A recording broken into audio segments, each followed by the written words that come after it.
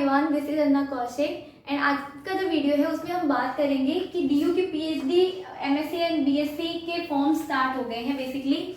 और थोड़ा टाइम हो गया इनको स्टार्ट हुए, पर इनकी लास्ट डेट 4 जुलाई है। आप किसी भी सब्जेक्ट्स में किसी भी सब्जेक्ट से अगर आप बीए, बीएससी, एमए, एमएससी या पीएचडी करना चाहते हैं तो you can apply. But I am from chemistry field, तो मैं आपको केमिस्ट्री फील्ड के बारे में बताऊंगी। अब देखो, सबसे पहली बात तो देखो यहाँ पे इसका एलिजिबिलिटी क्राइटेरिया क्या है पीएचडी के लिए। इसका एलिजिबिलिटी क्राइटेरिया है कि आपको एमएससी होना चाहिए विद 55% मिनिमम मार्क्स।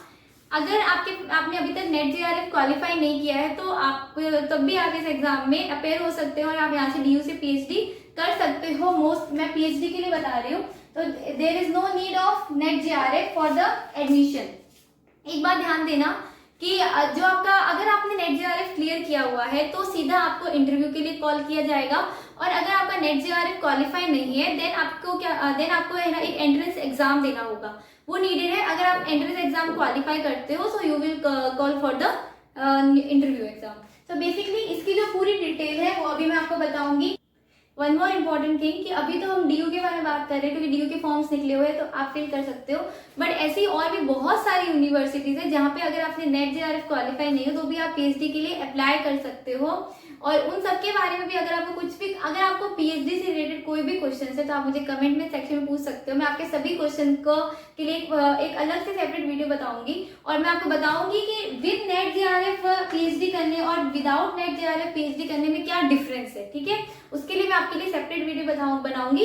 ये वीडियो सिर्फ डीयू के लिए है। और इसके लिए अब मैं आपको सीटें बता देती हूँ कि डीयू में पीएचडी के लिए सीट्स है 80 सीट्स है फॉर द केमिस्ट्री। बहुत ही अच्छा मौका है केमिस्ट्री के लिए। 80 सीट्स पे आपको अप्लाई करना है तो काफी अच्छे चांसेस है कि आपका सिलेक्शन हो सकता है। सेकेंड इंपॉर्टेंट थिंग कि डीयू के अंदर आपको बहुत सारे रिसर्च टॉपिक्स मिलेंगे।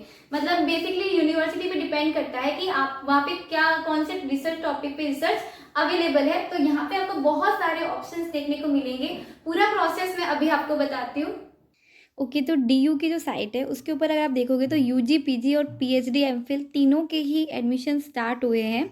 मैं आपको पीजी और पीएचडी दोनों के बारे में बताऊंगी। यूजी के स्टूडेंट्स भी यहाँ पे इस पोर्टल पे जाके चेकआउट कर सकते हैं कि क्या क्या उनकी last date and consider properties है, मतलब आपको क्या क्या चाहिए। ठीक है, अब मेरी बात एक चीज़ ध्यान से देखना कि जो डीयू ने आपको अगर आप कोई भी कंफ्यूजन हो, मतलब सीट्स को लेके, रिजर्वेशन को लेके, नॉर्मल नोटिफिकेशन, एडमिशन प्रोसेस, तो सभी का यूट्यूब वीडियोस है, आप वहाँ से जाके आप चेकआउट कर सकते हैं। तो इससे आपको फॉर्म फिलिंग में या डॉक्यूमेंट सबमिशन में कोई भी डाउट्स नहीं रहेंगे।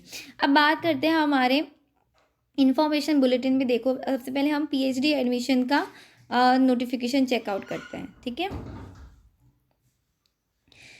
सो if you see this notification, अगर आप यहाँ पे देखोगे तो 2021 का एग्ज़ाम प्रोसेस, एडमिशन प्रोसेस है। तो फर्स्ट ऑफ ऑल तो देखो कि जो एडमिशन प्रोसेस है डीयू का जो एग्ज़ाम होता है एंट्रेंस, वो एनटीए ही करवाता है। ठीक है, तो एनटीए ही कंडक्ट करवाएगा, एनटीए के थ्रू ही एग्ज़ाम होता है। तो दैट्स मीन कि आपका ऑनलाइन एग्जामिनेशन होगा और ऑब्जेक्टिव एग्जामिनेशन होगा। अब मेरी एक बात ध्यान से सुनिए आप लोग, मतलब इस पे मेरे पास काफ़ी सारे स्टूडेंट्स के क्वेश्चंस भी आते हैं कि हम लोग पीएचडी कर सकते हैं कि नहीं कर सकते विदाउट नेट। तो देखो, डीयू में भी आप विदाउट नेट पीएचडी कर सकते हो। कैसे कर सकते हो, अगर आप यहाँ पे चेकआउट करोगे तो सबसे पहले देखो आपकी एप्लीकेशन फ़ीस कितनी है। SC, ST, EWS, PWD के लिए 300 रुपये है and unreserve and OBC category के लिए 750 रुपीज़ है। नाउ सी, इस पूरे नोटिफिकेशन 78 पेज का मैं आपको इम्पॉर्टेंट चीज़ें बता रही हूँ। एग्ज़ाम कब होगा, एंट्रेंस एग्ज़ाम, उसको लेके अगर आपको क्वेश्चन है तो देखो अभी तक कोई, क्योंकि अभी ऐसे लॉकडाउन सिचुएशंस हैं इसलिए अभी कोई डेट नहीं है। बस आपको फॉर्म फिलिंग करके रखना है। जब भी एंट्रेंस टेस्ट होगा आपका साइट पे अपडेट कर दिया जाएगा। आपको उस वेबसाइट को कंटिन्यूसली चेकआउट करते रहना है। ठीक है, एंट्रेंस के बाद में इंटरव्यू ज़रूर होगा, ये ध्यान रखना। Now if we talk about the exam centres, तो सेंटर जो क्योंकि एनडीए के थ्रू हो रहा है तो इसके कुछ सेंटर्स होंगे लिमिटेड 24 मतलब स्टेट्स या अब बात करते हैं एग्ज़ाम सेंटर्स की। तो क्योंकि एनटीए के थ्रू ये ऑनलाइन एग्जामिनेशन होगा, इसलिए 24 सेंटर्स है। आप चेकआउट कर सकते हैं कि आपके जो भी नियरेस्ट हो। वैसे लगभग हर जगह एक ना एक सेंटर है, आपको आपके नियरेस्ट एक ना एक सेंटर तो आपको मिल ही जाएगा, ठीक है।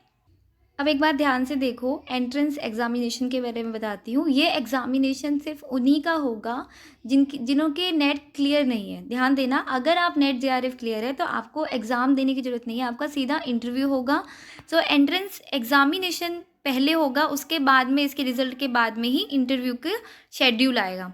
और आप देख सकते हो कि अगर आपको एंट्रेंस देना है और आपको एमफिल या पीएचडी दोनों ही प्रोग्राम्स में इंटरेस्टेड हो, तो आप डिपार्टमेंट के दोनों प्रोग्राम्स में अपना एप्लीकेशन डाल सकते हो। ऐसा नहीं है कि आप सिर्फ एक में अप्लाई कर सकते हो। You can apply for MPhil and as well as for PhD programme. जो भी एडमिट कार्ड वगैरह की न्यूज़ आएगी वो सभी आपके इन्फॉर्मेशन बुलेटिन पे डीयू की साइट पे आएगी। आपको डिस्क्रिप्शन में सभी लिंक्स मिल जाएंगे डीयू के ऑफिशियल साइट के, आप वहाँ से जाके चेकआउट कर सकते हैं। सिलेबस क्या रहेगा इस एंट्रेंस एग्ज़ाम का, तो नॉर्मली जो भी आपका मास्टर कोर्स है उसके अकॉर्डिंग रहता है। हम यहाँ पे बात करेंगे केमिस्ट्री की। सो एमएससी लेवल का ही रहेगा। बेसिकली आप समझ सकते हो कि नेट या एमएससी लेवल के एग्जामिनेशन होगा। Now see the one most important thing, interview के बारे में। यहाँ पे अगर आप चेकआउट करोगे तो जो भी इंटरव्यू है, इंटरव्यू आपका डिपार्टमेंट के थ्रू होगा। जो आपका डिपार्टमेंट वो आपका इंटरव्यू ले। अब एक चीज़ बहुत ध्यान से देखना, यहाँ पे क्या लिखा हुआ है कि for the department requiring research proposal and applicant shall bring a printed copy of the proposal at the time of interview. Basically कुछ डिपार्टमेंट्स हैं जिन्होंने रिक्वायरमेंट दी होगी कि आपके पास में रिसर्च प्रपोजल होना चाहिए। बेसिकली रिसर्च प्रपोजल क्या होता है कि आप किस टॉपिक पे रिसर्च करने जा रहे हो, उसके बारे में बेसिक इन्फॉर्मेशन रिलेटेड, उसके जितनी भी फील्ड है, उसके ब्रांचेस है, उसके एप्लीकेशंस है, उन सब पे आपके पास पूरा एक प्रेजेंटेशन होना चाहिए और उसकी प्रिंटेड कॉपी आपको इंटरव्यू के टाइम पे सबमिट करनी होती है, ठीक है। चाहे आपने नेट क्लियरिफाई हो या फिर आपने एग्ज़ाम दिया हो एंट्रेंस, ये आपके लिए नीडेड होता है। बट ये वहीं पे नीडेड है जहाँ पे डिपार्टमेंट ने रिक्वायर किया हो। अगर आपके डिपार्टमेंट में रिक्वायर नहीं है तो यू कैन स्किप इट, और otherwise you can also add it. अगर आपके डिपार्टमेंट ने रिक्वायर नहीं भी किया है और अगर आप अपने एप्लीकेशन को बहुत अच्छा बताना चाहते हो तो आप इसको ऐड कर सकते हो रिसर्च प्रपोजल को। बेसिकली केमिस्ट्री रिसर्च प्रपोजल में आपका जो भी इंटरेस्टेड फील्ड है, जो भी टॉपिक है, उसका आपको पूरा, जैसे हम पीपीटी वगैरह तैयार नहीं करते, उस तरह का आपको एक पूरा उसका डॉक्यूमेंट तैयार करके उसकी प्रिंटेड कॉपी के साथ में लेके जाना है। फॉर द फर्दर इंक्वायरी आपको रेफ़र किया जा रहा है कि डिपार्टमेंट की वेबसाइट पे जाके आप स्पेसिफिक डिटेल्स ले सकते हैं। डिपार्टमेंट की वेबसाइट से यहाँ पे क्या मीनिंग है कि अगर आप डीयू केमिस्ट्री डिपार्टमेंट सर्च करोगे तो आपको डीयू का केमिस्ट्री डिपार्टमेंट की वेबसाइट मिलेगी, वहाँ पे आप सर्च आउट कर सकते हो। केमिस्ट्री के लिए अगर आप देखोगे तो केमिस्ट्री में आपको काफ़ी सारी अच्छी सीट्स मिल रही है। टोटल 80 सीट्स यहाँ पे आपको मिल रही है केमिस्ट्री में। बहुत अच्छी सीट्स है, 80 सीट, मतलब आपके पास में काफ़ी अच्छी अपॉर्चुनिटी है कि आप डीयू से कर सकते हो। बेसिकली अदर सब्जेक्ट्स में तो देखो बहुत कम है, कंपेयर करोगे ना तो केमिस्ट्री में हाईएस्ट सीट्स है। 80 पीएचडी के लिए है। बहुत अच्छा आपके लिए ये मौका है, इसको मिस मत करना। नाउ सी, जो रिसर्च प्रपोजल की हमने बात की वो कहाँ पे रिक्वायर है और कहाँ पे रिक्वायर नहीं है, मतलब कंपलसरी है कि नहीं। तो अगर आप चेकआउट करोगे तो यहाँ पे जो सब्जेक्ट्स हैं उनमें कंपलसरी है, बट केमिस्ट्री में आपके ये रिक्वायर नहीं है, ठीक है। It's not compulsory. अगर आपके पास में रिसर्च प्रपोजल नहीं है तो भी चलेगा, ठीक है। रिक्वायर नहीं, आप चाहो तो आप ऐड कर सकते हो। अब एजुकेशन क्राइटेरिया देखते हैं। तो केमिस्ट्री के लिए आपको मास्टर्स डिग्री होनी चाहिए विद द 55% एग्रीगेट मार्क्स। अगर आपके मास्टर्स में 55 एग्रीगेट मार्क्स है तो you can apply for the chemistry examination. और अगर आप नेट जेआरएफ क्वालिफाई हो तो आपको सीधा इंटरव्यू में अप्लाई करना है, ठीक है। रजिस्ट्रेशन दोनों के ही अभी होंगे, चाहे आप नेट क्वालिफाई हो या फिर नहीं हो, रजिस्ट्रेशन आपको अभी ही करना है। अब बात करते हैं कि आपके डीयू में कौन कौन से रिसर्च टॉपिक्स अवेलेबल है केमिस्ट्री के। देखो, जब भी आप पीएचडी के लिए कुछ भी अप्लाई करते हो ना, तो आपको अपनी यूनिवर्सिटी के अकॉर्डिंग चलना पड़ता है कि वहाँ पे कौन कौन से कोर्सेज या कौन कौन से टॉपिक्स अवेलेबल है पीएचडी के लिए। आप अदर अपने मन से कोई भी चूज़ नहीं कर सकते, जो यहाँ पे अवेलेबल है आपको उन्हीं में से चूज़ करना पड़ेगा। तो अगर आप यहाँ पे देखोगे तो काफ़ी सारे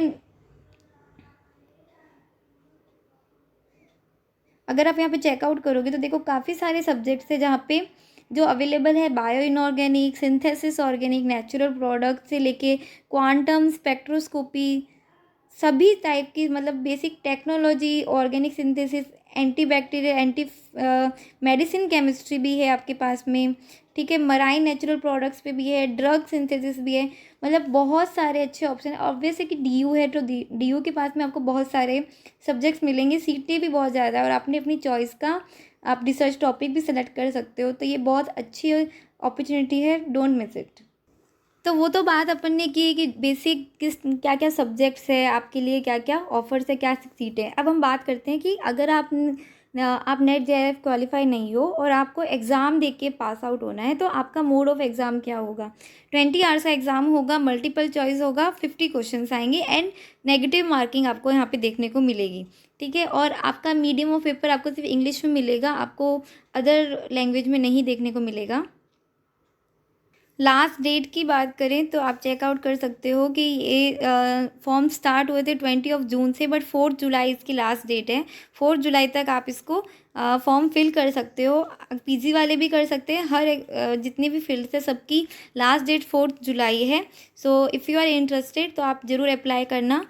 सो होपफुली ये वीडियो आपके लिए यूज़फुल रहा होगा। सभी लिंक्स मैं आपको डिस्क्रिप्शन बॉक्स में दे दूँगी। नोटिफिकेशन को और भी अच्छे से पढ़ना, मैंने आपको सिर्फ इंपॉर्टेंट थिंग्स बताई है, अदर जो भी रिक्वायरमेंट्स है वो आप चेकआउट कर लेना नोटिफिकेशन में। और अगर आपको कोई भी अदर क्वेरी हो, क्वेश्चन हो तो आप मुझसे कमेंट सेक्शन में पूछ सकते हो। So if you like the video then please like, share and comment and subscribe my channel. Thank you for watching.